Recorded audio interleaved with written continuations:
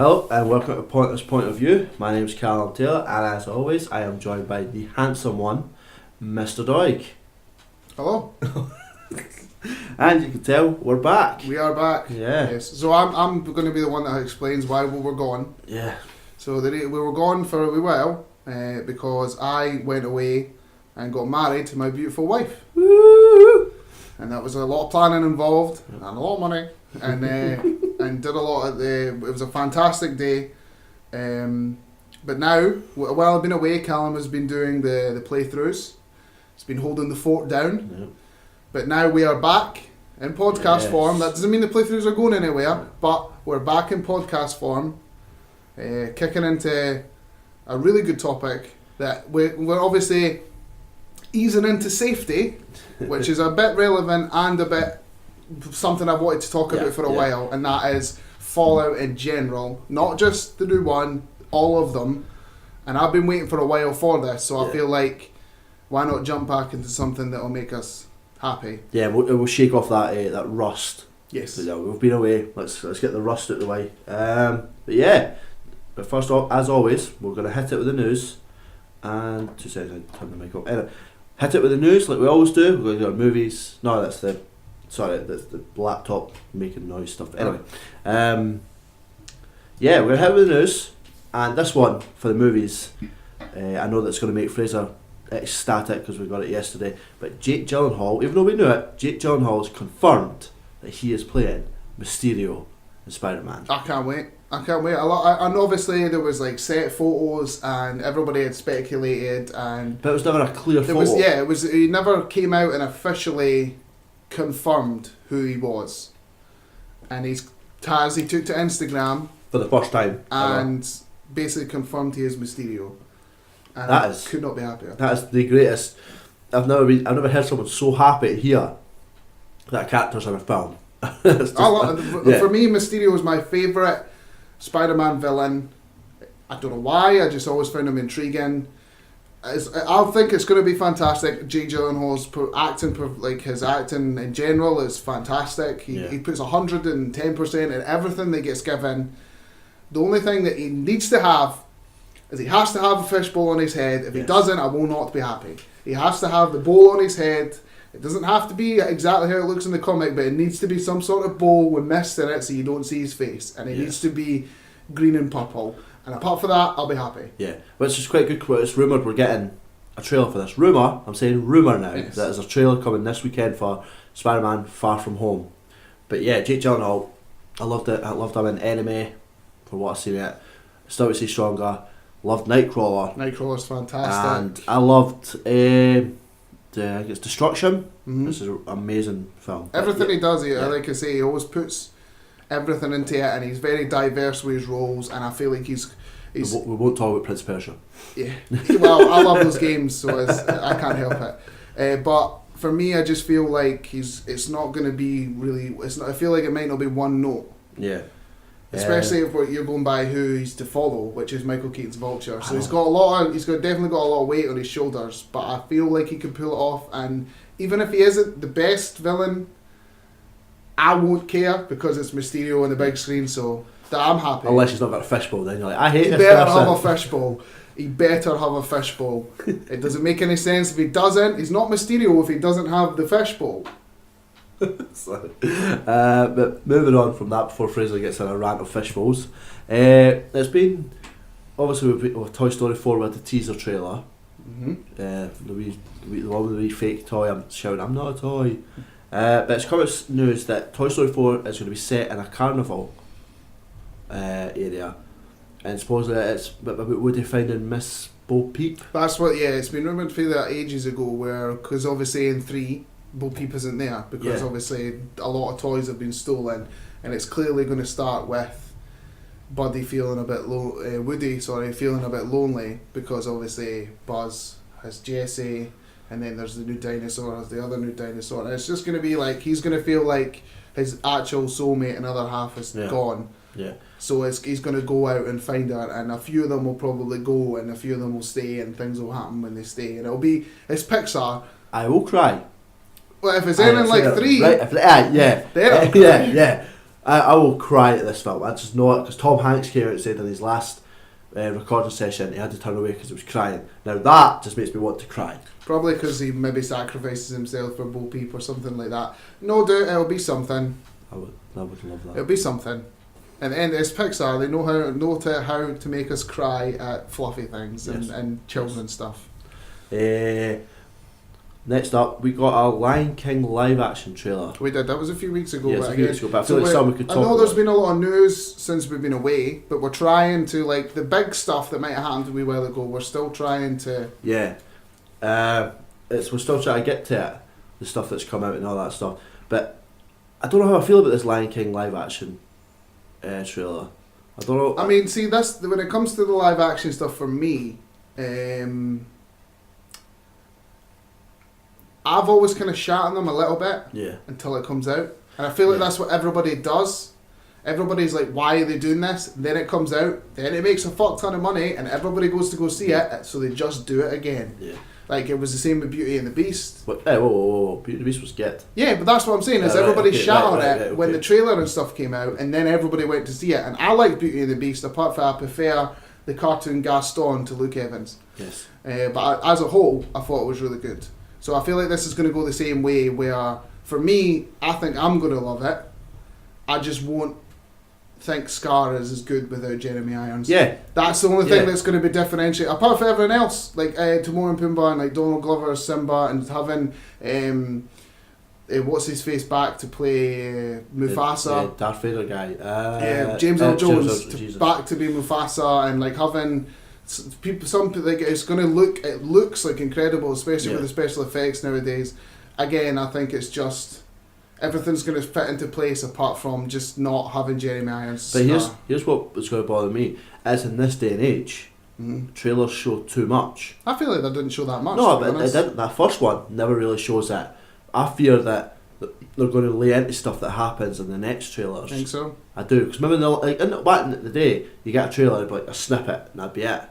But I feel like they're going to lay it all out in this, and I really hope they don't show Mufasa. Well, here, this is the thing. This is the only thing I've got to say before we move on, is that you're going to cry even harder when Mufasa's more realistic in the cartoon. In HD. We're going to see Mufasa die in HD. Like, who wants that?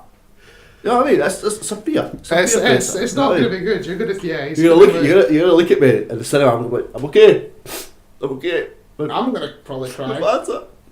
I don't know what it is, but the only thing that's going to bother me, it's like you said, Scar no be Jeremy Irons. Yeah, like but you can't think of anything else without it being him. As far as I'm correct, it's the guy who was Doctor Strange's assist, like his friend in that movie. Oh, no, that's the bad guy.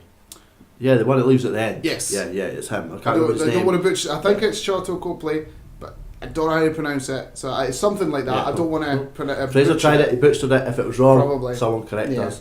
But then this is news that I literally found out yesterday or the day before, that Lego Batman 2 is in the works. It makes sense. The first one did really well. Yeah, I did. I love these Lego movies. They're right. I'm looking forward to the Lego movie 2 because the first one is hilarious. And what nippy song? It has to have a nippy song. It probably has to have. Of course it will. A nippy but brilliant song. But yeah, I'm looking forward to that as I always do. I don't really know who asked for this reboot, but Men in Black, the reboot with Chris Hemsworth and Tessa Thompson. It's finally got a name. It's Men in Black International. Which, it's cool. Okay. It's to be released on June the 14th, 2019. Is Will Smith and Tommy Lee Jones not in this in the slightest? I don't think so. I don't think that. If there'll be anything, it would be cameos. Like, is this a prequel or a sequel? I think it's a sequel. I think it's a continuation. I mean, the only thing that's going to the upside is like Men in Black looks better with better effects. Yeah. But will it have the same wit?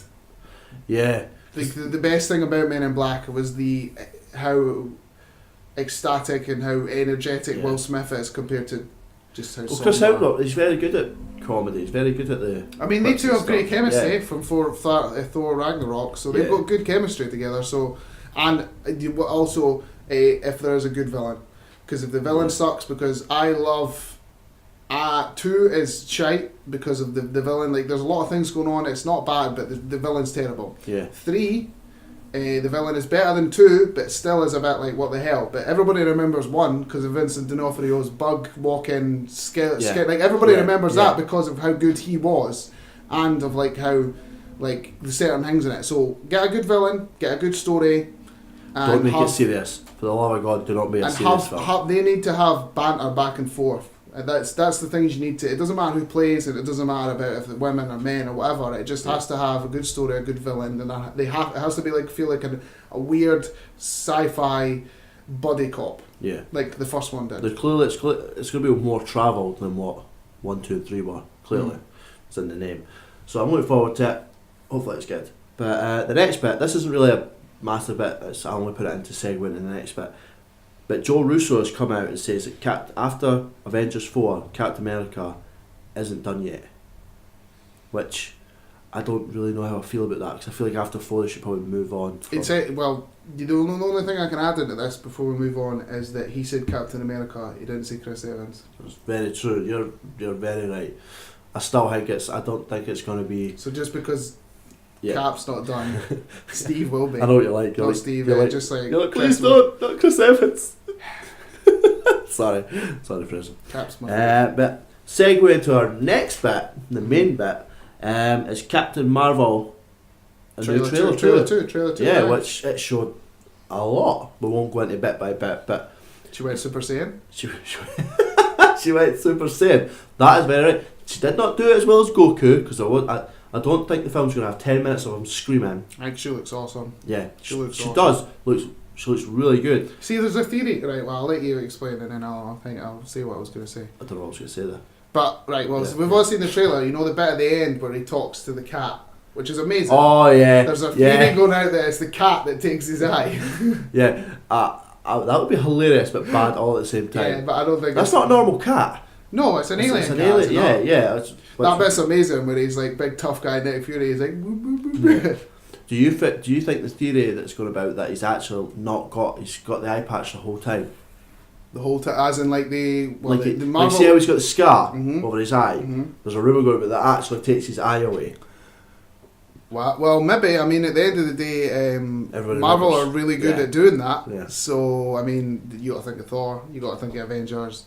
You got to think of everything. So I would be alright with that. To be honest, I'm really looking forward to this, but I hate that everybody's going to be like, oh, I wonder what's going to be better. What's better, Wonder Woman or Captain Marvel? Is it? I've not heard about that at all. I've seen a lot of people putting up what do you think is going to be better and all that stuff, which I don't really care. Isn't Wonder Woman not out until like?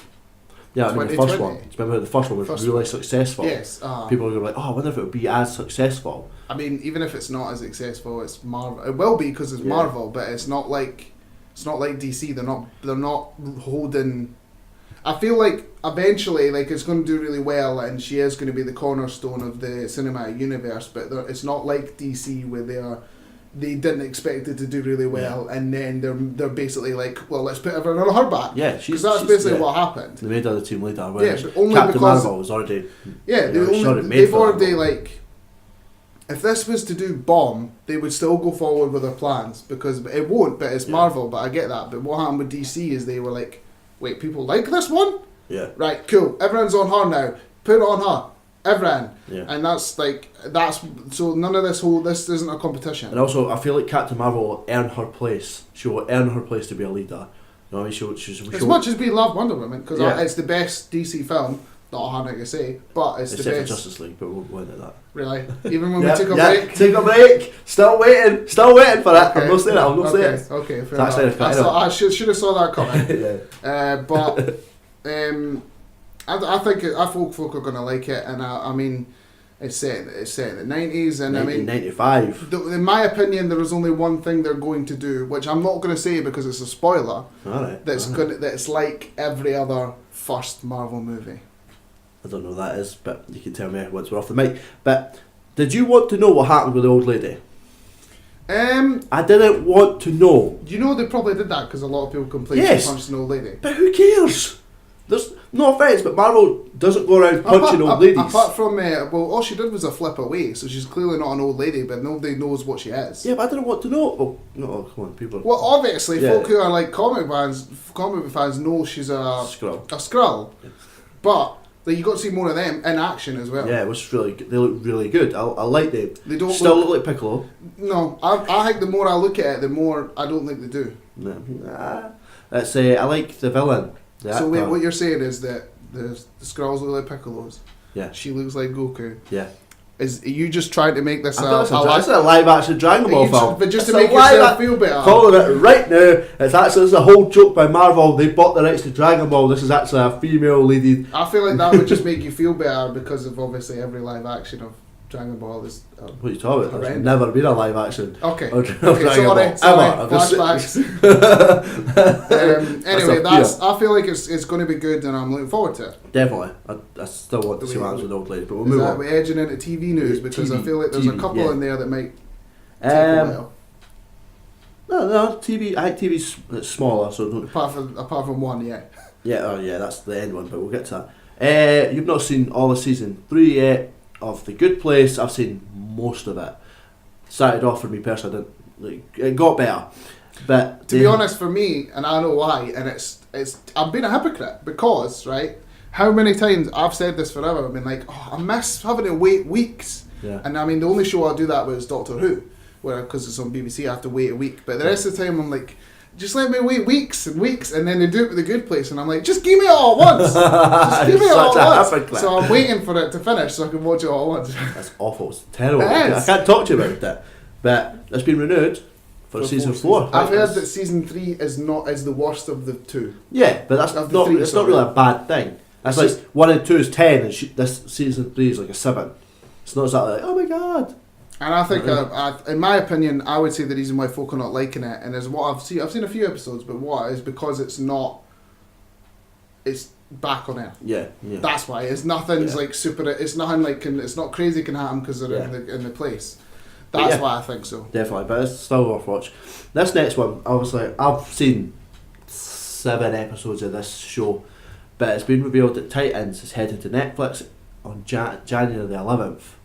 That's when I'm going to start watching it. You start watching it, and I feel like they're just going to chuck it all on. By the way, I don't think it'll be a week to week. That's where I am. That's where I'm planning to dive into it because it's like I said to you before. It's a slow build up, but see when you get into it, you're like, wow, this is actually awesome. He's the Batman we want, but he's not Batman. But anyway, it's worth the watch. You just have to wait a few months to talk to me about it. Like, I'll be sitting here in fucking February and you're like, I've still not watched it. No, I'll watch it, don't worry. Unless something else comes out at the same time. I don't have a choice. Unless something comes out at the same time. No, February is a bad month to try and do anything. I'm just saying. Not game wise, but I mean TV show wise. Because usually I end up grabbing something else. Worst news I think I've had to tell so far, besides the fact that Zack Snyder getting fired. Netflix has cancelled Daredevil after the best season. And when we were on away on a break, they cancelled Iron Fist and Luke Cage. Yes. And the only reason why I think they've not cancelled Jessica Jones is because they are filming season 3 now. Yeah. But as soon as it finishes, Punisher as soon as they finish season 3, the two of them will probably be gone. I have a reason why, but we'll get to that in a minute. I can't. Behind Narcos, this is the most watched and most liked show that Netflix has, and since the beginning. Yeah. I heard that the viewership was a bit down on season 3. Season 2 it went down. Season 3 came out. People were like, but it's because they word of mouth. Yeah, but people binged it the first week, and then the second week it went down because obviously everybody's just seen it. So people were like, oh no, the rating, the viewership. People binge these things. Yeah. You know what I mean? That's why it's all cut down like that. In my opinion, I think the reason why they're cancelling these is because... I bet it's the same one I'm thinking. Because then Marvel actually gets to make all decisions and put them on the Disney streaming service. Disney Plus. There's a rumour going about that they're going to put all these shows back on. Probably not Iron Fist. I think that they're only going to take Daredevil. Daredevil and the Punisher. I think they're only going to take Daredevil, and all the other heroes will be like in a couple of episodes. Yeah. They're not going to get their own season. To be honest, I think Jessica Jones could continue with their own season. Yeah. But like I've not watched like all of these, to be honest, and that's because like I did lose interest. And I mean the only one, and the reason why I lost interest is it more just like centres around it is, and I do want to watch season 3 of Daredevil, mostly because of Vincent D'Onofrio. That's a big part of it. And because Bullseye. And Bullseye as well, but I think that's why. I think even if it was all on Disney, Iron Fist would have went sooner or later. As much as I heard that season 2 was better than season 1, it still was like the bottom of the barrel. Luke Cage, I've heard some mixed where it's like a bit. The first season was alright, but the second was a bit iffy. Like, I say, hey, it's Punisher. Still, it's amazing. So I still think that's going to get season 2. It pains me as well because this is the best Daredevil we've ever had. Yes. Obviously, you've got to compare it to the Ben Affleck one, which is not hard.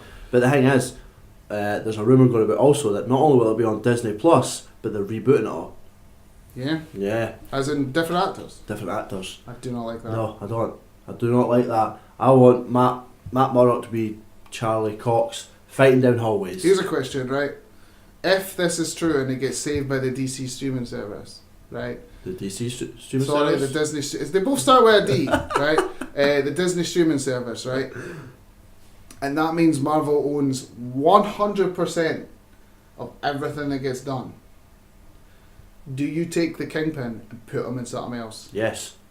Yes. Because I would love them to do it. Is awesome. I would love them to do it, but would they do it? I would want them, but I don't see them doing it because he's not put up to be I control this whole city. No, he could have just controlled that. But why not give him more? He could. So with season 3, you really could. Give him more. Give him more. Give him. Because that's the thing. The Russo brothers said that there was a plan to have the Marvel Netflix people appear show up in Infinity War, and it was actually put in to be the Doctor Strange Iron Man bit right at the beginning. They were meant to show up there to try and help, which would have been hilarious because they would have just been flying away. But anyway, and I think that Disney's like, Ken, what Disney and Marvel, like these shows are popular. Well, his show's popular. The rest. I don't understand why they never did it because it was kind of like the plan all along. Yeah, it's because numbers. It's because numbers dwelled. Yeah, and Defenders got a lot of hate. Oh my god, that's not terrible, but it's not worth watching 3 times. Because they expected Defenders to be like the TV version of Avengers, and it just didn't work out. Nope. And I think the reason why is because, and it's my opinion when I watched it, and I've heard this is definitely a lot of opinion online, is the series are too long. Yeah. They're too long. That's very true. 12, 10, like, even, 8. Honestly, an hour and 15 minutes of an episode, give me 5. Yeah. Give me 5. But the thing is, with Defenders, it was shortened. That didn't help. But it's still not shortened enough. Like, think about it. Avengers is a 2-hour movie. See if it was an hour and a half, hour and 15 minutes, say 6 episodes, but it's weekly, right? I think it would work out better because people would watch it and go, "Oh, what's happening next?" But at the same time, it's this other thing where you watch the episode and like, that's fucking boring. Same as if it was like an hour and a half, an hour and 15 minutes. Just make it a big 3-part special. Yep. Ken how CW. You all love CW. Yeah, well, anyway, they do the crossovers, and it's like a 2 episodes. So it's like what? 3. Is it 3? Depending on how big the crossover is. Yeah. They should have done it like that. They should have. CW. And that's the only praise I will ever give to CW. You love the Flash. What are you talking about? I did. I just don't like it now because they do too much. It's depressing. They own. Guess what? We're like 4 seasons in, and he's gone back in time this week. Again? Yeah. Again? 100th episode, what are we going to do? Let's go back in time. Again, like, for me, we're not going on the CW run. But that's definitely, that was a big talking about. You got anything else that we just nothing with TV. Just one more game news, and it's a small thing. Warner Brothers Games Montreal has teased a new Batman game coming out in the series, which I know you're a massive fan of. The Arkham series. And this one is bringing the Court of Owls into it. Which, if it's true, if it was told in at the Game Awards, I don't know, I'm hyped for it. I would buy that right now, even though it's just a box and a picture and we're going to do this at some point in 10 years. I'd buy it now. Love the Court of Owls. Love those games. In my opinion, the third one's still the best. It's a good villain to go to next, but just leave it. No. It's done. It's done. They finished their arc. I don't care. Move on to someone else. No. Because they rumoured about the Superman game that's too powerful. Don't want it. Who you can't get your brainiac every second. DC. You'd have to. I'd take the Flash because it looked really fucking cool. It'd be fun, but again, I get it. You need Green Arrow. Not Stephen Amell Green Arrow, but give me Green Arrow. Green Arrow works. I could take that. Or like a Robin, like a Nightwing. Yeah. I'd take it. I would fucking love a Nightwing game. It has to be. I get it. You can't do Superman. You can't do Wonder Woman. You can't have someone who's over the top. Yeah. But I get it. Batman is popular, but just think about just doing someone else. Green Lantern, done right. It's a bit too powerful, and it would be different in a game because you need to feel like you're in trouble in a game, and if you are Superman, it would just be like, just do what you want. Yeah. It's not going to kill me anyway. Wonder Woman is the same. Flash. Is Aquaman overpowered too much? He's very strong. I mean, it depends what Aquaman you take. Family Guy's thoughts on Family Guy's thoughts on Aquaman. If you took actual good Aquaman, like Jason Momoa, then it probably wouldn't work either. That's the problem with DC. Yeah, they're all overpowered. No one is just. That's why Batman's loved the most, because it's just an average day-to-day guy. But the rest of them are just. It's over the top. Where Marvel have over the top and the little guys. Yeah. That's why, but again, you've got to think of the big ones in DC. There's probably a lot smaller villains, a lot smaller heroes. I'd take a John Constantine film. I mean, a game. That's games, what I meant. Yeah, we're on games. Sorry. Maybe, it depends who you got the magic, you got the travel. It'd be like Evil Within. It would have to be like Resident Evil, Evil Within. It'd have to be really dark. I'd enjoy it. Yeah. Probably cry, because I don't like scary games. It's not that I don't like scary games, it's just I'm a big bitch. Yeah. That's we'll get onto that later. That's not what we've done lately. We'll talk about that later. But, but that's been the news, yeah. Yeah, that's news. It's a bit short, but to be honest, we'll try to go through 400 bits of news. And realise what we need to talk about. The only thing I have to say though is, I know it happened a long time ago, but we're staying on the podcast just because what we talk about. And I would just say one thing is rest in peace, Stanley. That's it. Yeah, rest in peace, Stanley. That's it. I'm not going to say anything else because it happened a long time ago. Also, Jigglypuff shouldn't be fluffy. That's all I'm saying. We can talk about that if we talk about something. I think it's time for a bit of sponsor news, a bit of sponsor bit here. You know, we've got one friend or one sponsor. Mm-hmm. You're part of it. I'll give you the reins for this. Well, as per usual, we always like to shout out and say that we're sponsored as well by Paramount Wrestling Academy. I am still the champion, still the longest reigning, defending champion. And again, that's on Saturdays at Woodmore High School. Recently I've been speaking to the trainer and we're almost going to be getting a room where it's ring full time, which will be fantastic. But right now it's still at Woodmore High School, still 10 o'clock to 11 in the mornings. It's only £5 a session. Like I say, it's good for your fitness, it's good if you love wrestling, and it's good for just the banter. Yeah, that's good.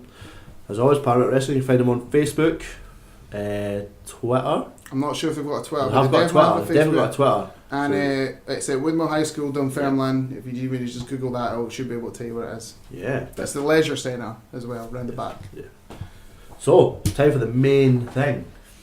A game series which I can honestly say you brought me into. I've been wanting to talk about that. I've been waiting to talk about this for a while. I've been waiting to talk about this for a long time. I felt a reason to talk about it. Yeah. Obviously, we thought about just talking about 76, which we will get to. And we thought about talking about other games that have come out while we've been over the break because... Not finished Red Dead, so we can't have a Red Dead episode. We've still, there's a lot of things that have come out with the big things while we're on a break, but we've realised that we just want to ease into something. I definitely know I'll be able to talk a lot about, and later on you'll be able to know a lot to talk about, and I can sort of help you way through it. Especially because if I talk a lot about like 3 in New Vegas, not 1 and 2, that you might want to just go back and play them. Yeah. Even though you should. Yeah. So we may as well start with the ones we have not played. Yeah, right. No, Fallout 1 and 2. 1 is in 1997. It's right in front of me. I don't know how much that. Yeah. 2 was brought out in 1998. Developed by Black Isle Studio. Yeah. They were top down. They were top down games, were they not? They are point and click. There's turn based. Yeah. The only things I know about 1 and 2 is obviously I know about the world, because obviously it's still the same sort of thing. I know that it was originally called Wasteland until it was changed to Fallout. I knew 1 cost basically almost destroyed the company and then sold a fucking shit ton. I know 2 was pushed out relatively quickly because they wanted to work on 2 because they immediately after they finished 1. Yeah. I know that there is certain things in the old Fallout games that you cannot do in the up-to-date games. Like, you can kill children. Wow. You're not allowed to do that in the up-to-date games. I can understand not why. Not that any of us have checked. I'm just putting it out there. None of us have tried. Of course not. This is like just things that folk know. But like, if you do it in 1 and 2, it's like the worst thing you can ever do. There is even a perk for it and everything like that. Wow. It's properly like... Blackout Studios, man. You people are crazy. But there's like, that's where like the whole story came from, and the villain is the Master, who helped spread the FEV virus, which made super mutants, and like obviously there's like hundreds of little Easter eggs and that as well. But I do not like turn-based combat. Yeah. I don't have a PC gaming, and you don't get it for consoles. So for me, I think that's really all I can say on 1 and 2. I love the world. I wish I could go do it. Am I correct? The Lone Stranger, or the Mysterious Stranger. Mysterious Stranger. He came from 1 and 2, did he not? Yes, that's been in Fallout. Oh, you can even get it in 76, by the way. Yeah. No, I know, but he originated in 1 and 2. Yeah, that's nobody knows who he is. Yeah. But so the best thing to do is to move on to the one that we know the best, like the that we know the most. Like you know the most. Yes, I'm just going to put it out there. Fraser, if you haven't noticed over the last game podcast we've done, Fraser is a Fallout fanatic. Seriously, this isn't a thing. Like a lot of. If you try and challenge him on this, it's come up since like episode 1. But Fallout 3, obviously, it came out in 2008, and it was Bethesda. Was developed by Bethesda because they bought the rights over for Blackout, because Blackout Studios went under and then became Obsidian, which then made the Nebula we're going to talk about after we finish 3. So, I mean, I've finished 3. I've never finished 3, put out my hands up, never finished it. But they came out at a time when I really wasn't playing games that much.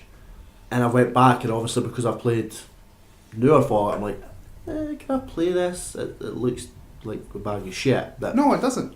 I mean, obviously, when they compared to graphics nowadays, but you just get just as immersed.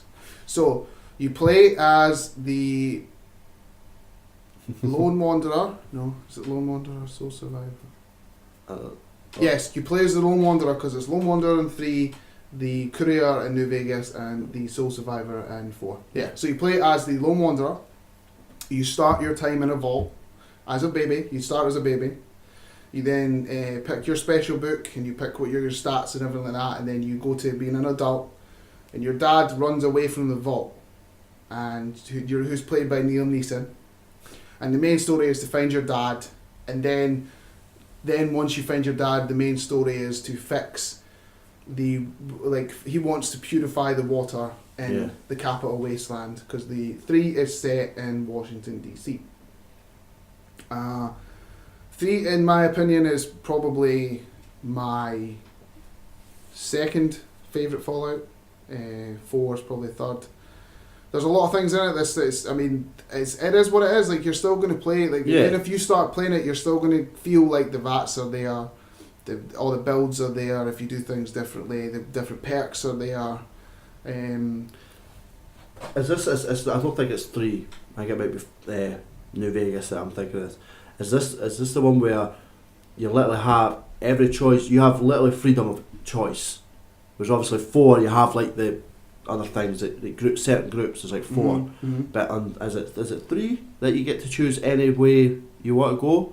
Remember, it's every concept really has a really more freedom to it. At every start of every Fallout game, is it sort of gives you the general where to go to begin with, to help you out. 3 is a lot easier to decide to go in another way, and it's still quite hard. Yeah. But the best thing to do is when you come at the vault, you go straight to Megaton, and that's where you like start getting quests and you get information. But for me, Fallout 3 is probably the one where you can probably be the biggest dick. You can blow up Megaton because it's got a nuke in the middle, and you can blow it so the town doesn't exist on the map anymore. And everybody dies. That's how he did that. I've done it in a bad playthrough, yeah. So you blow my up. God, Fraser Dog does bad playthroughs. And Fallout is the only one where I actually go back and be bad. Was there horses in this game? No, there's no. Just checking. No, I'm just checking. There is animals. I know how you feel. Obviously, you can sell people into slavery. You can sell kids into slavery. That's the one with the kid. There's a whole town. So there is kids. a town called Little Lamplight in Fallout 3 that is run. It's children, and once you get to a certain age, you get kicked out, and you have to go through there in the story to get into something else because theirs connected to like an underground vault, and you have to go through them. Yeah. So you have to work your way in, and the leader is the mayor is McCready from Fallout 4.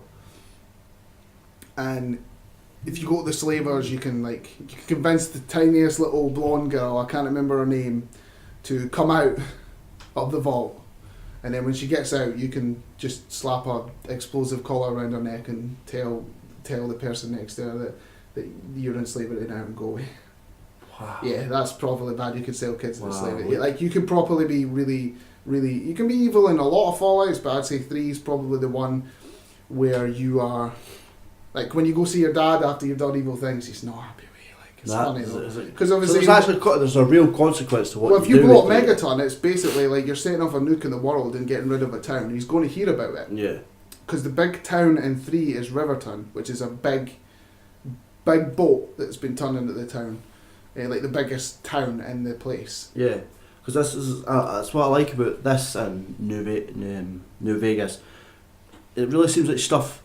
If you were to kill somebody over one side of the map, on the other you go to the other side of the map, that person will find out about that and they'll speak to you about it. I like the fact that these games had that real fucking news travels type shit. Mm-hmm. Whereas in 4 it's quite sporadic. Well, when it comes to the factions of Fallout 3, there is the two main ones, which is the Enclave and the Brotherhood of Steel. You obviously know about the Brotherhood of Steel. Yeah.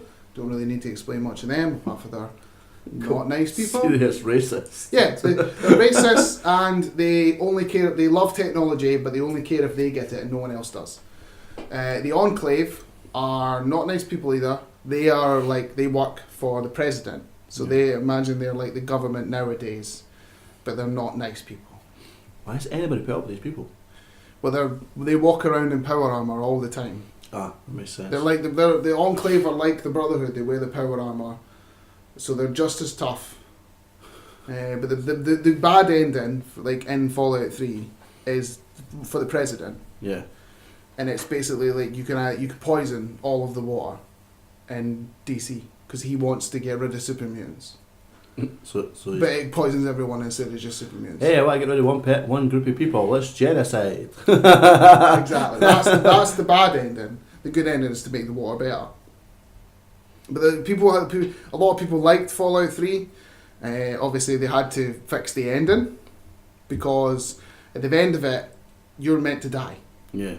You're meant to go inside a radiation tunnel and switch to flesh and sacrifice yourself. I've seen that one. But you can get a companion who's a super mutant. To go in and do it. And if you ask him, he's like, no.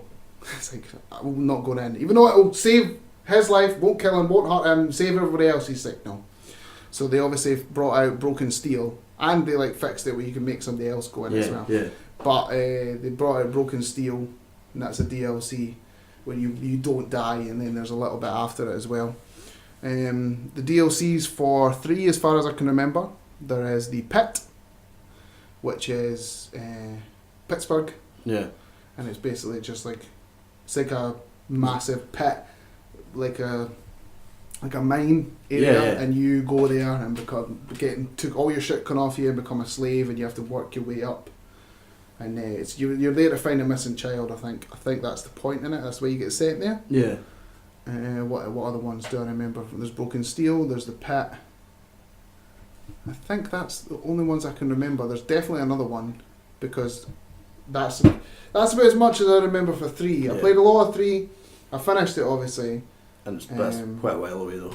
I mean, that's 10 years ago. Mm-hmm. Jesus. I did really enjoy it.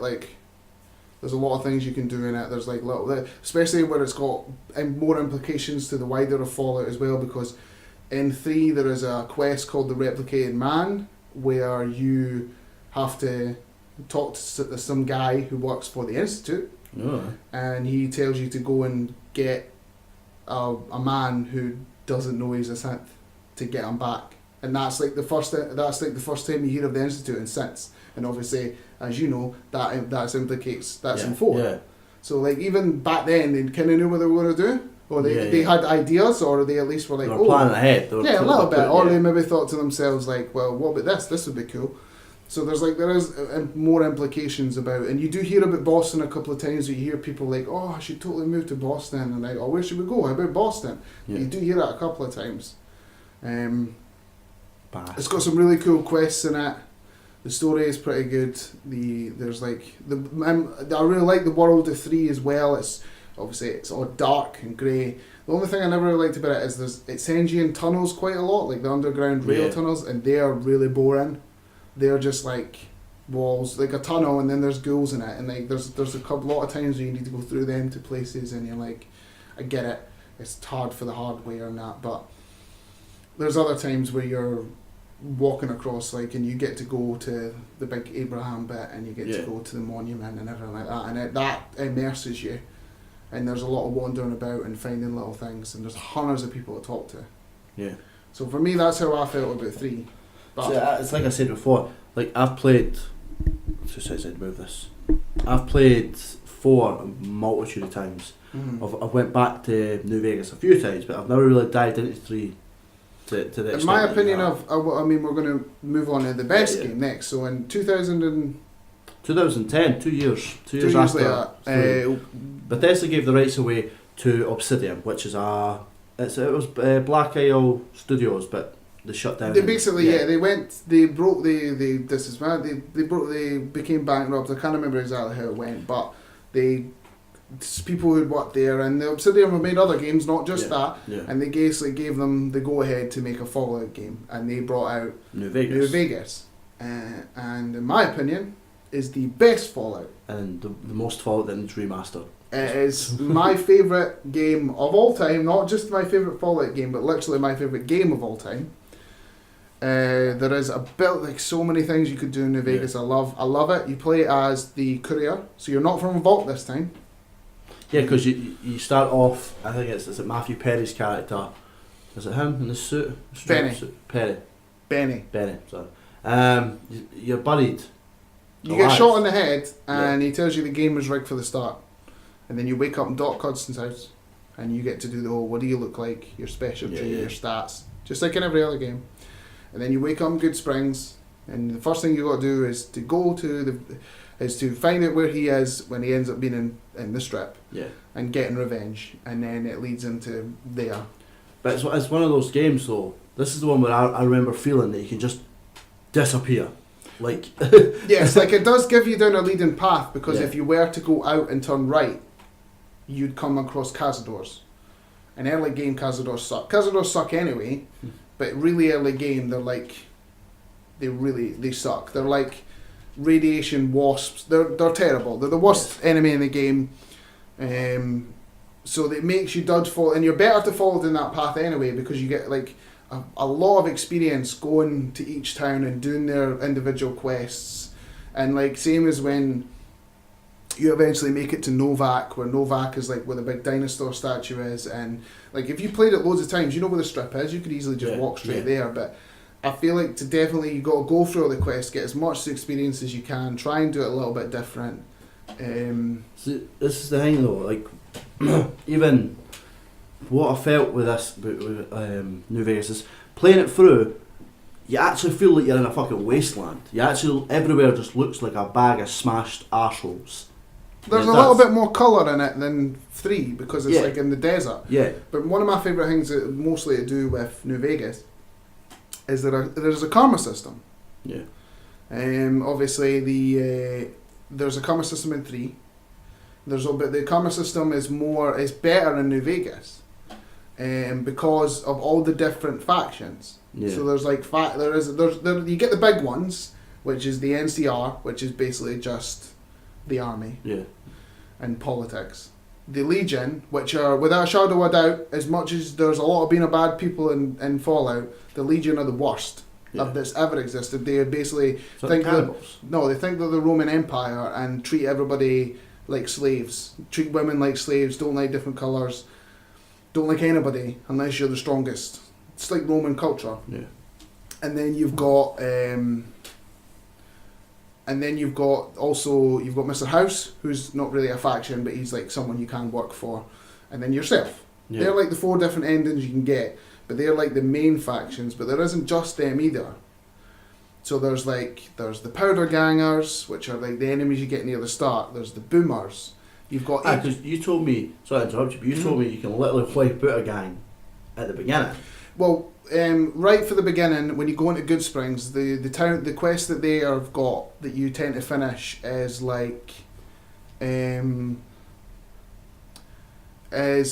the basically gonna try to get run over by them, and you can, if you basically help that town, then you are hated by that gang right away. You don't see a lot of them; they're mostly in that area. Yeah. So the way I like to do it is don't talk to Good Springs, go to the powder gangers when you're neutral, work with them until it gets to the point where you fuck them over, and then you're already hated by them. So then you go back to Good Springs and you talk to them, and then you go against them. Yeah. So the powder gangers, but the way the powder gangers talk to you is like, oh, we're gonna see you all the time. You don't really see them all the time, yeah. But you've got so you've got powder gangers, you've got the boomers, you've got each family on the strip, which is the Ultralux, the Gomorrah, the Tops, are all individual factions, including the strip as well. Yeah. Because obviously, if you piss off, it also affects the strip. But I mean, if you go and piss off a casino, it isn't going to allow you back in it. Yeah. And the strip finds out if you piss off a casino as well. You've got the Brotherhood of Steel, which are underground inside in New Vegas as well. What else you've got? You've got the Khans as well. Can't forget about the Khans, and they're a bunch of raiders that hate the NCR. So there's loads of people that you can end up being loved by, hated by. Like if you work with the NCR, the Khans don't like you, and Caesar won't like you. It's like what I'm saying though. That's what I like. I feel like that it'd be better if that system was also in 4. But I like the fact that everything has, like, everybody impacts something else, and I fucking love that. Because there's one reason why we'll talk in 4, which is like a problem, which we'll explain obviously. Yeah. But yeah, I love that too. Where like I say, if you work for the NCR, the Khans don't like you, the Legion don't like you, and even Mr. House is a bit like, he'll work with you, but he's a bit like, you should be working for me. Then if you work with the Legion, and up to a certain point you can work with everybody, but there's certain quests that if you want to do, like, it's going to get to a point where, and it's way before in Fallout 4 when it gets to a point, but if you work with the Legion, like, fucking nobody likes you. Unless you can convince people to join the Legion. Yeah. Which is very hard. Not very hard, but if in a realistic sense, where you'd be like, join these people. Unless you want to be part of those people, they're going to say no. Yeah. Because there's only, in the every single story, every single ending, it all gets to the same point, but there's different quests through all it out, and some of them are very different. Like, it's mostly, it all ends up at the dam, but if you work with the NCR, it's probably the most normal, and then you never fight Caesar. Yeah. You find out why, which I'll explain.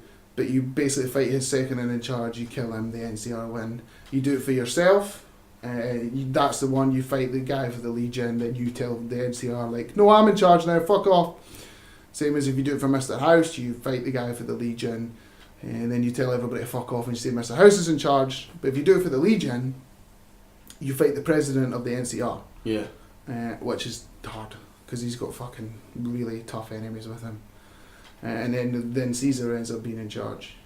But like leading up to it, like, you have to go, certain people want you to talk to certain things, and you could do it differently as well, where they tell you to go talk to the boomers. You could wipe them out. Yeah. Because that's the thing what I love about New Vegas is that there's so many possibilities. There's hundreds of things to do. There's also the little individual quests that have got nothing to do with the main story that are class. Yeah. Like the crazy super mutant lady who lives on top of like the radio station, who's captured he's got a ghoul under captured to fix a robot, which is like her husband. Yeah. So you can either go in there and you can free him and kill her, or you could go up and talk to her, fix the fucking robot, and watch them go away together. You help. I've done either or. Yeah. I've done either or. You can go up to the town of and all the companions. I'm not much of a companion person, but all them are funny. You could go up to Jacobstown, which is the town of super mutants, where they're trying to fix the super mutants, and some of them are lovely, and you get a companion called Lily, which is an old lady who's been turned into a super mutant, so she acts like an old lady, where she's like, "You alright?" And then talks like a super mutant, but talks like an old lady. And she's amazing, and she's got like narcolepsy. It's her version of like narcolepsy, so occasionally she'll just fall over. It's a I can't remember, obviously because my mind sucks. Is there a way you can literally kill every faction in this game? There is only a few people that are unkillable, but New Vegas is one of the only games where a lot of people are killable, so you could just kill everyone. Yeah, I've done it. It's hard, and it's also a really bad ending. That's the thing that I missed. Yeah, but Fallout 4, you Mhm. missed it. Yeah. Because to move on to PlayStation Fallout 4, Xbox. which I was incredibly happy when it got announced, it was 2015 Fallout 4, which is So I love Fallout 4. Obviously, you've played it as it's well. back to Bethesda game. Yeah, and the only things that for me why it doesn't beat New Vegas, and even doesn't beat 3 in certain ways, is because It's like everything's scripted. everything, like at the end, Yeah. I don't like how you play it after, so you never got to find out what happened to everybody. Because in New Vegas, you got like a slideshow of even the like that lassie that I told you about, where you help the super mutant. Yeah. You find out what happens to her, and like these tiny little things that people, you find out what happens to Hudson, like Doc Hudson. You find out what happened to Good Springs. It comes up and it's Ron Perlman talking over it, and he's like, the town of Good Springs became like. After they to vanquish the powder gangers, they went on to carry on and talk about it generations, and said that they got help by the courier. But then if you do it the other way around, they're like, oh, the powder gangers came in, took over Good Springs, and nobody waited. Then they got bored of it and disappeared, and Good Springs was never populated again. And it's like this tiny little thing about this town that you spent the first part of the game for 20 minutes doing a quest, speaking to a few people, getting some shit, and then fucking off, and you barely need to come back through it ever again. And even they get a little panel at the end. And 3 does the same. You find out what happens to everybody in 3, you get a little panel for people.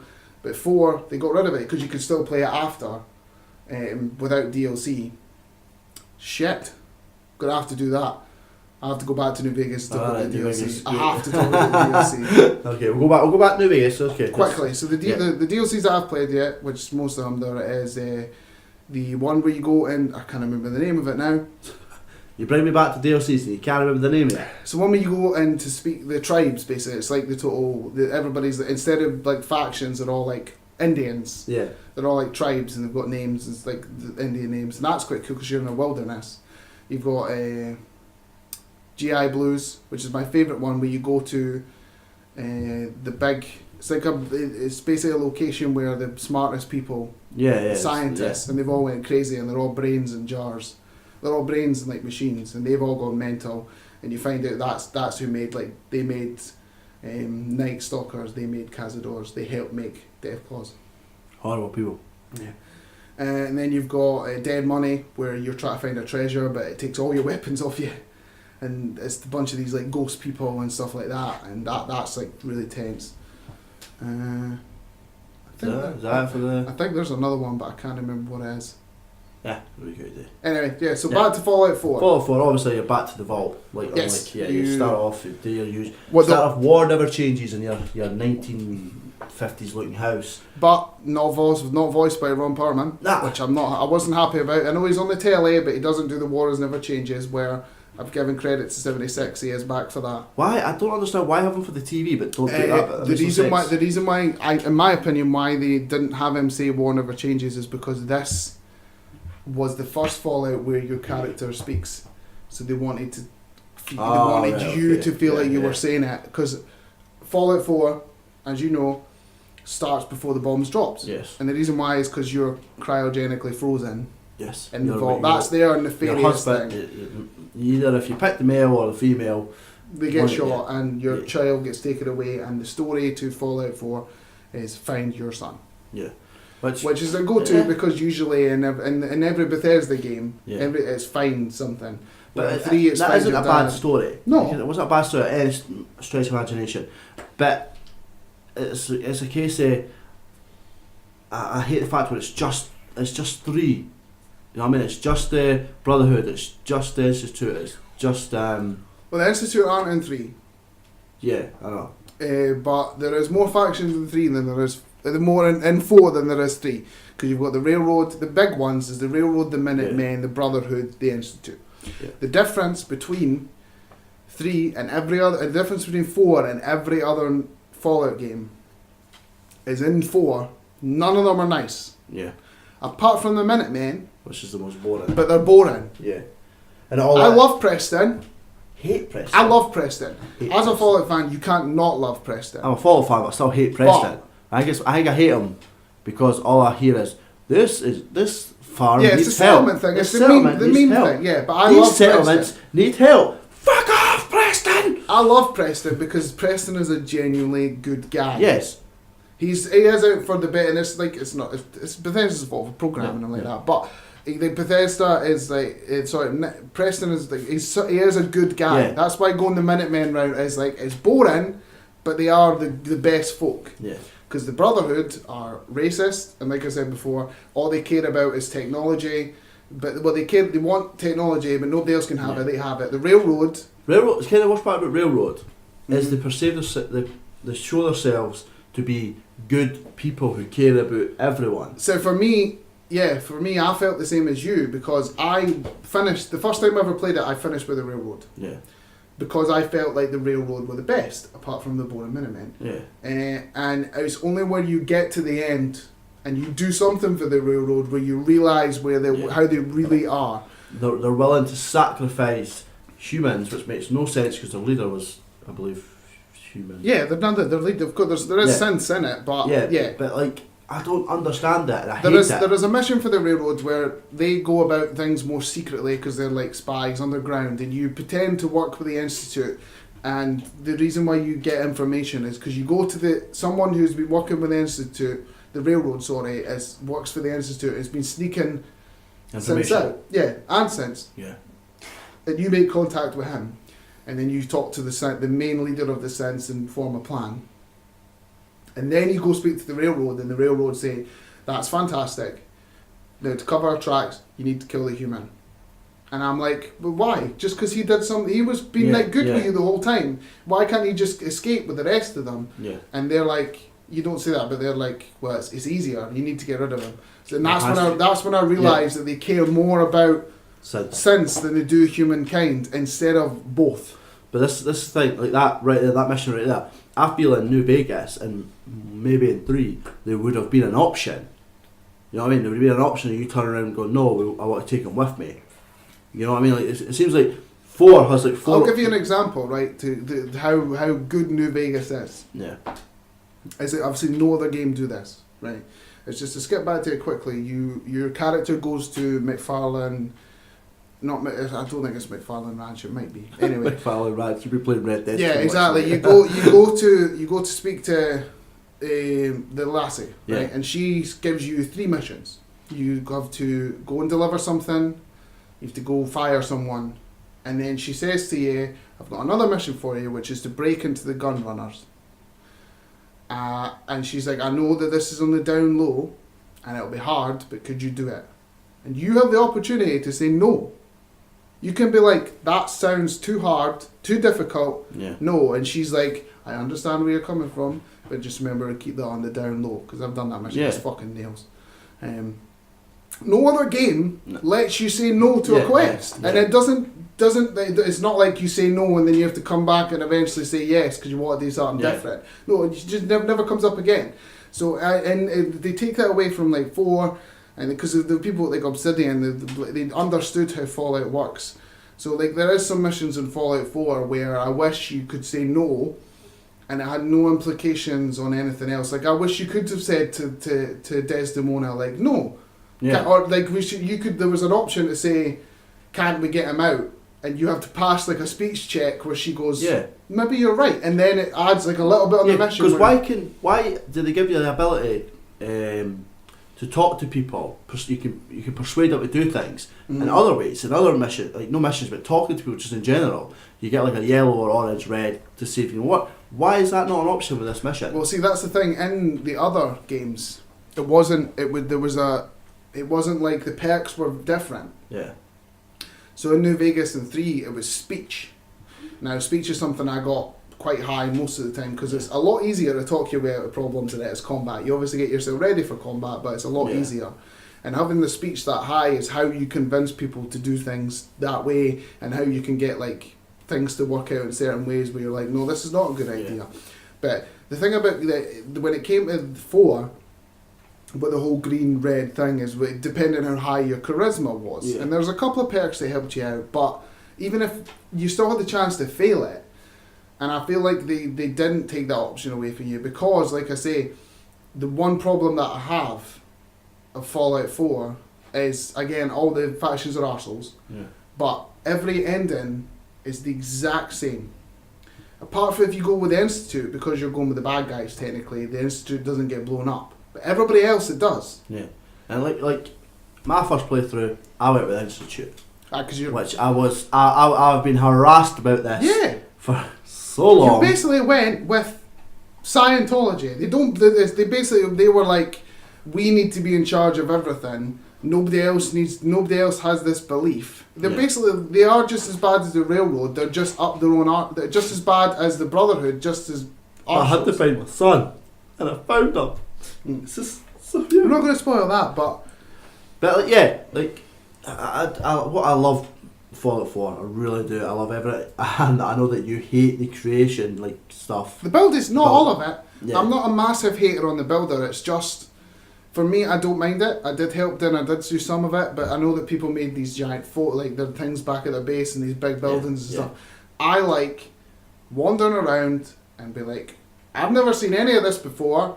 I want to have a look. And that's what I got to give Fallout 4 its due. There's a lot of that. Oh yeah. Yeah, there's a lot. And I want to see who's out there who I can talk to.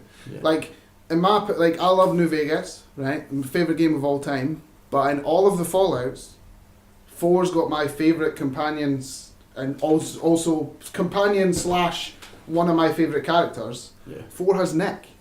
Nick Valentine's I love Nick Valentine. Yeah. He's amazing. And he's you don't get that in especially in the one we're going to talk about, but that's the aspect of going out there, talking to people, finding these little quests, speaking to somebody where they just give you something and you have to go somewhere else, and coming across the older stuff and going around Diamond City and going down to the Glowing Sea and finding the Children of Atom doing in the DLC, doing in the Glowing Sea. All the tiny little ones with the stupid little side quests where you find the kid in the fridge, like you were saying. Which you can also put into slavery. You've also got the one where you find the Chinese ghoul in the submarine under the sea, and it's just all these little stupid, silly things. I don't know. I think it might be part of the DLC. I don't know. But when you find that boat that's sunk under, and you go under, and it's just all the mannequins are just yes, the weird mannequins and cat things. And was it Fallout 4 where they introduced the weird mannequins? It had to be, Not necessarily, but the cats, yes. Maybe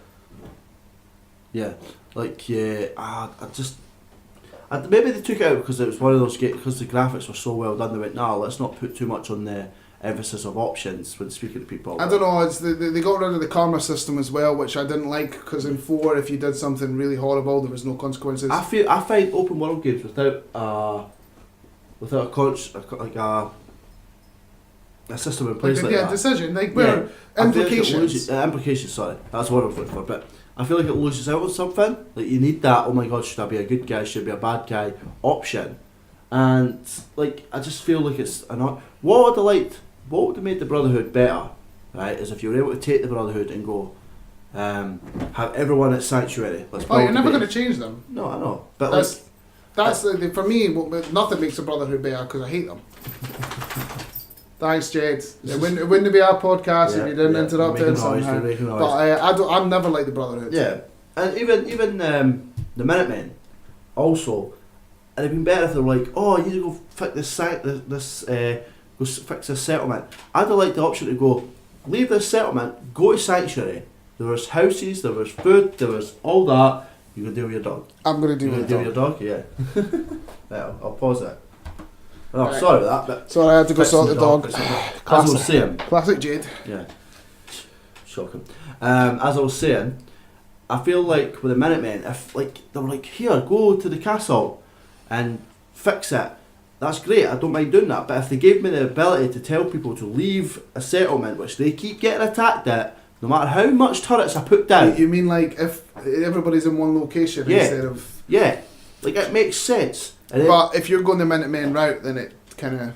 I know, you have to take that, that's literally their missions. Well, let's just think about it this way, right? Is that obviously when you play Fallout, especially for the first time, you will come across anybody. But what happens if you played it loads of times and you go, come on, I don't even want to meet the railroad. I don't want to meet the bloody... I've done not meet Minutemen. No, don't meet the Brotherhood. Don't meet the railroad. You want to do a Minutemen. So Yeah. the only quest you're going to get is those, go and help Yeah, a settlement. yeah. So you need that. And that's one thing I do like is obviously you can't do that. I done that. I done that. I went Wait, Minutemen just- only. Minutemen only. So I went to the police station and killed them. Killed Paladin, killed all of them Is straight Paladin, away. I think Paladin Dance is unkillable. No, he's killable. Is he killable? He's killable. Oh, I know why he's killable. Yeah. Because Yeah. you need some things happen later on if you go Brotherhood route. Yeah. And I've not got to a point where I found an institute yet, but I went to the railroad and murdered all them. Yeah. And left. There's no implications to that. That saying is like, that's one of the things about... some people are unkillable. Yeah. Especially some people in Sanctuary are unkillable. Preston. But Sorry. I think Preston is... You know why Preston's unkillable? Because he's a companion. Yeah. But the, Same what, as- what about Maria and her sad June husband? Her husband is killable, she's not. Aye? Yeah, you can kill the husband, but you can't Yeah, kill well, I her. kill him though. I feel like it's her fault. You can't kill Mama Murphy, she's unkillable. You can't move that. You know what? Also, you can't move the lassie that you hate and Mama Murphy Yeah, from you can't Sanctuary. leave Sanctuary. They What's that won't, about? they won't leave Sanctuary. That's- It's just their thing.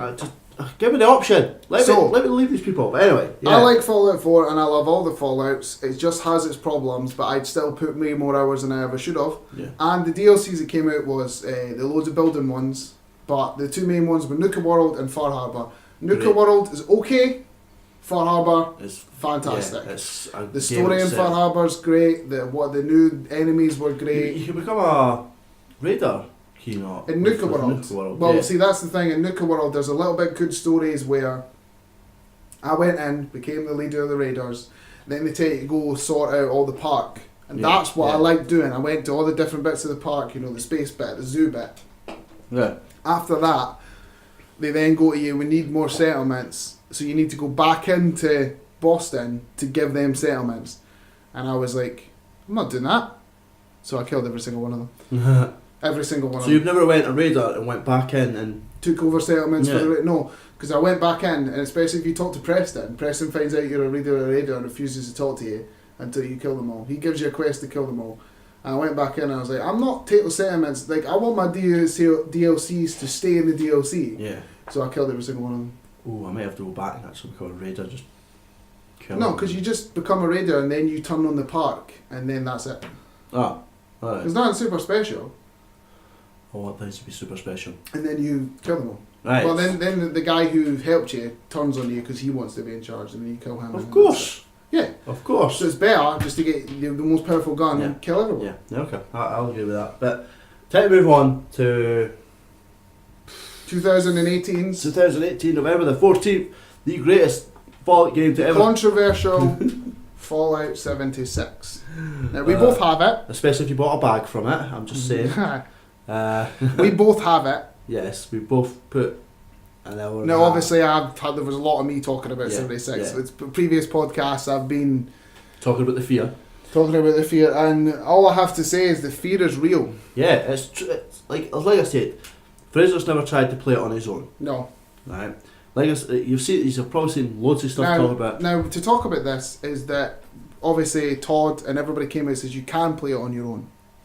But what you have realised, right, if you play it on your own, with no NPCs and no nobody friends, to talk to. NPCs, It's boring as fuck. So I mean, put you to sleep boring. Right. Also, the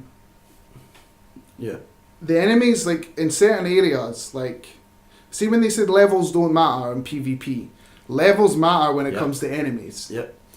And if you play it by yourself and you get attacked by something that's level 60 odd when you're 20 odd, you're fucked. Yeah. And so one and it happens quite a lot when you want to go in certain locations. Yeah. But I've realised when you play it with someone else and you get hit by something that's 60, there is a lot bigger that you tend to win the fight. Yeah. But the thing is, this is the thing about Fallout 76. If you're playing it on your own, you cannot wander. You cannot just be like, I'm going to go here. You can go there. But on your own, you're going to die. You're going to instantly die, and it's a pain in the arse. But what the worst part is, we want to figure out what it's about. We want to figure out what's the story about. Yeah, we need to play the story. But at the same time, we're not. I don't know what it is. It's like There's nobody to talk to. Yeah, there's no itch to play this. There's nobody. There's no NPCs to have to get all those little moments like we've been talking about this whole time. There's no implications because everybody's fucking dead. Yep. And you can't have implications against a real person. The only thing I will give credit to is, in my opinion, this is one of the best non-arsehole communities I've seen. Yeah. It's very rarely that you get killed. Most people you come across either leave you alone or actually help you out. Yeah, we got given, there's three of us. Three of us on. We got 100 grenades each. And they took us to the and they told us about power. Like, that's the thing. Like, genuinely, the people in this are generally Fallout players. They want to just go explore and have do things and play with their friends. There's no arsehole. I've been killed a few times, but it's like, that's it. Like, it's not. I think there's one time a guy kept trying to kill me, and then eventually got wanted because I didn't shoot back, and then he fucked off because he was going to get hunted. And I've got to give it praise as well. The map isn't a bad map. No, the map's huge. It's huge and it's a beautiful map. It's very buggy because of the servers, because everything's online. And I don't know what it is, right? It crashes a lot. Yeah, like there's crashes, there's characters like there's scorched. There's times when they'll bug out and you're fighting them. The quests sometimes bug out. Yeah. There's one time I came on and my pit boy was invisible for a good wee while. Yeah. There's another time I came on and all my missions had disappeared. There's a time I came on and I didn't have a body. Yeah, it's definitely like, again, if you remember, like, I didn't play it, but I've heard that when the servers first came out for Elder Scrolls Online were dog shit. Yeah. And I've heard that this is just as bad. I'm giving it a lot, like, as I say, it's not... don't want to try and sit and shit on it. No, definitely really not. Don't. Because I like it. Because if I didn't like it, I wouldn't play it. Yeah. I like going around the world with my friends and experiencing good things. And it seemed like new monuments and there's new enemies I've come across that are like... There was one time we went up to the top of the map and we came across this enemy we'd never seen before and all of us were shitting ourselves trying to kill it. Was that the bee thing? No, giant ant? It was not the bees, it was the gulper thing. The thing that, like, it was attacked us when we were in the desert bit. Oh, aye. So, like, there's new enemies that were, like, it was really tough. Testicles with teeth, as I call them. Were really tough, and we did, like, kill it, and we felt accomplished, and we went and did some, like, those bits are fun, like, finding new bits of the map, but when it gets to the point where there's nobody to talk to, and all the quests are either events that repeat themselves, or they're miscellaneous quests where it's like, turn on a box, find a thing. Yeah. Like, there's nothing, like, that's it. And then if you do come across a side quest, the side quest is like, oh, you need to find this building. You go into a building, oh, search the terminal, search the box. There's not like, speak to him, talk to him, make a decision. Yeah. Like, it's, they were wrong. The VAT system, it works. It does to an extent. But on the... That depends, all depends on your stats. The VAT system comes in handy. The VAT system is also good for finding out like where enemies are, really. It's the same. I like the level up system and the points system, like the cards. Mm-hmm. I like that. I love the cards. Love the cards. It's not, we can't keep shut up, but the thing about this is it's going to go one way or the other. They're going to not update it enough, or they're going to Elder Scrolls it. They need to. There's definitely going to try and fix this. They've put a lot of time into this and a lot of effort, but again, right now, like Red Dead, we're not finished. okay, I'm just going to say again, it's not like Red Dead in any stretch of imagination. Well, that's saying it is a finished game. Yeah, but that's the worst part. Yeah, but we're not finished it enough to be like, oh, this story's really, really good. I like it, yeah, I'm enjoying it, and it is good. It does feel good wandering about, but compared it to the rest of them, It's not. It doesn't hold a candle. It doesn't hold a candle. And again, hopefully this doesn't sour everybody's feelings on the Fallout franchise, so they'd just be like, I'm not going to make 5, because that would hurt me a lot. I still believe that this is the No Man's Sky 2018. It's going to go. I feel like it's divided everybody. Yeah, I feel like in a year and a half, there's going to be enough updates to it. And I feel like they will be like, let's bite the bullet. Let's put a fucking 50 gig. It pains me that that's what they need to resort to make it good, when it should have been good to begin with. But since they announced what it was, everybody was like, oh. Do you wish it took another year? Well, I wish they just made Fallout 5. I mean, if I'm being honest, that's my honest answer. Yeah, that's the honest answer. That's what you want. We all want Fallout 5. Give us Fallout 5 with 4 co-op. I'd love that. If they really wanted to make an online thing, don't make it. Start with a massive online world. Yeah, like it is huge, and there's not that many people to a server. And like we say, this is a good. It's been a good community from our experience. We've not had any arseholes. I've mostly been killed by arsehole enemies. Yeah. Like So that's our summary. Yeah, that's the fallout of Fallout. The only thing we have to ask is what have you done lately? Oof. And now you can't go back a few months. You can't go back. Let's not go back. Well, I was bullied into watching a TV show lately. Are you talking about that? No, you can kick it off. But I'm watching the new season of Arrow, Flash, Shock, Supergirl, CW, DC Legend. It's just all CW shit. Yeah. Do you need me to go take a nap so you can? Then you'll eventually finish it. It's too much. No, it's not too much. You're just alright because you're not caught up. Supergirl is like a cheesy show. Like the only thing that looks good is the Elseworld crossover. Yeah, I cannot wait for that. That starts next week. So only reason I watch all of this. What if it's bad? And I stopped doing podcasts, become a Mormon, and never come back again. Just me then, eh? Yeah. Score. Fuck you dick. What else have you been doing? Obviously Fallout 76, but the main game of lately, Red Dead Redemption. The online came out, yeah? Yeah, but the online, It's a beta. It's a beta, and it's janky, and microtransactions are there. Yes. They're locked, but they're there. I feel like when the online comes out properly, we'll have a longer discussion about it. Yeah, but we have been playing it. For me, I've not done anything. 2 seconds. Have I watched any movies lately? I've actually not watched any fucking movie lately. That's madness. But anyway, Fraser, what have you done lately? Well, apart from Fallout, Red Dead, which I still haven't finished the story because the wedding. Spyro, been playing Spyro, finished 1 and 2. But recently, the best thing to talk about for me is I started eventually. Wait. You're about to skip something, and it's worse because you're wearing a T-shirt of it. You got. Oh Pokemon yeah, I got Let's Pokemon. Go. I got my wife Pokemon Let's Go. No, he didn't. He got it for himself. So he's played. So she's played just as much. She's played more of it than I have. Yeah, but I've had a shot of it. She is a Pokemon fanatic. Yeah, so that's what she's been doing lately. But when it comes to TV and stuff like that, I finally started, as a lot of people told me, is a House on Haunted Hill, and it's fantastic. Which he literally bullied me into watching. I agree. I've watched 2 episodes in it. You're 6 episodes in. Oh, it's so good. It is great. I watch it with the other half, and she's not too very scary. But like I convinced, she's not. She's doesn't like scary things. Sorry. Okay, sorry. We sat and we watched them together, and like there's really tense moments. It's not altered carbon good. No, yeah. Well, that's our someone who I know turn around and says, "Oh, it's altered carbon good." I said it's. Well, you're not 6 episodes in. I'm not 6 deep. Episode 5 had me. I was tensing for the last like 20 minutes, just clinging on to each other, just be like, "What's going to happen? What's going to happen?" Yeah. Well, so I'm really looking forward to finishing that. I just want to know what the hell is going on. Also, I'd recommend to anyone watch Frontier. Restarted it again on Netflix. Have to give it a watch. I've heard it's good, so it's really good.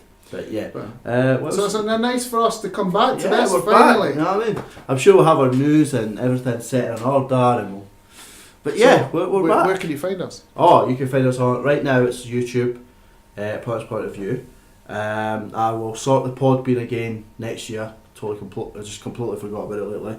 But we're on YouTube, Instagram, Twitter, as Player's Point of View. Well, at Twitter it's @offpointless, but whatever. We might have a Facebook page at some point. Try to work towards things. We're going to get back into the swing. Yeah. But this has been a good. Yeah, and obviously we're not doing it now. We're on and off with it sometimes with Fallout 76. But in February more lately, we'll have games like Anthem, which me and you will play together, and we'll stream it and stuff like that. We've got stuff coming and going. We're gonna try and do more content together. Maybe not try and make it just as long. Yeah, we're gonna try and cut it down. We're gonna organise some things, and maybe there's no point in saying it'll never happen, but we might even get like face cam and video stuff. You never know what's gonna happen. Yes. So we're going to show our faces. It's looking like it's going to be good for us. So, I've been Fraser. I've been Cal, and thank you for watching. Sorry. Thank you for listening. I've been doing the playthroughs too long. Thank you for listening, and the episode will be up soon, and we'll get the next one done soon enough. Yes. Yeah, thank you.